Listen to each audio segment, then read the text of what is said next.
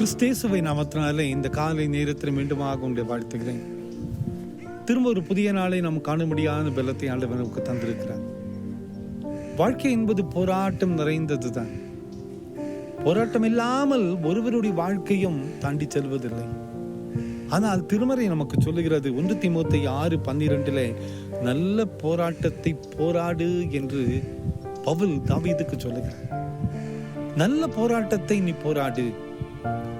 The good fight of faith. விசுவாசத்தில் நல்ல போராட்டம். அன்பான குடும்பத்தின் மக்களே, இந்த உலகத்திற்காக நாம் போராடி கொண்டிருக்கிறோம்.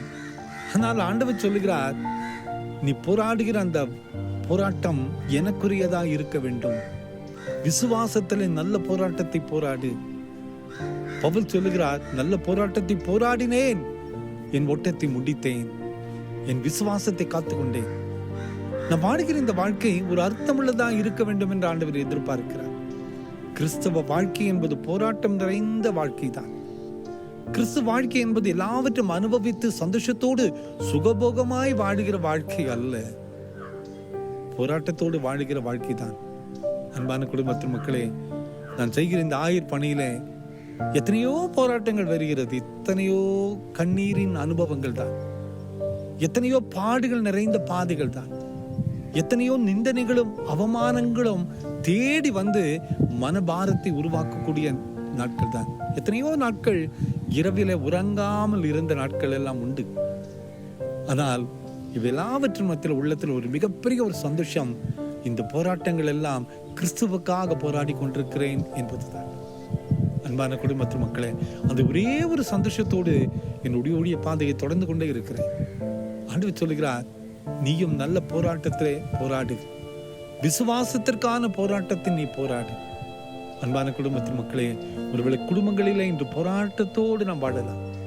நம் வேலை ஸ்தலங்களிலே நாம் உண்மைக்காக போராடி கொண்டே இருக்கலாம். நாம் வாழுகிற இடத்துல உண்மைக்காக நாம் போராடி கொண்டிருக்கலாம். நம்ம திருச்சபைக்காக, நம் திருச்சபையில நம் நல்லதுக்காக போராடி கொண்டே இருக்கலாம். ஆனால் விசுவாசத்திற்காக போராடுகிற அந்த பாதை நிச்சயமாய் கர்த்தர் கனப்படுத்துகிற பாதை. கர்த்தரும் நம்மோடு கூட இருக்கிறார். நிச்சயமாய் நமக்கென்று ஒரு ஜீவ கிரீடம் வைக்கப்பட்டிருக்கிறது. எவ்வளவு சிலுவை சுமக்கிறோமோ அந்த அளவுக்கு மகிமையை கர்த்தர் நமக்கென்று வைத்திருக்கிறார். கவலைப்படாதிருங்கள். நாம் படுகிற ஒவ்வொரு பாடுகளும், நாம் சுமக்கிற ஒவ்வொரு சிலுவையும் கிரீடமாய் நமது வாழ்க்கையில் மாறப்போகிறது. அந்த நம்பிக்கையோடு இந்த பாதையை தொடருவோம். நல்ல போராட்டத்தை போராடுவோம். கிறிஸ்துவை போல நாம் மாறுவோம். அவருடைய பிரசனம் இந்த நாள் முழுவதும் நம்மோடு கூட இருப்பதாக சோர்ந்து போகாதிருங்கள். கர்த்தர் நமக்கு பலன் தருவார். ஜெபிப்போமா.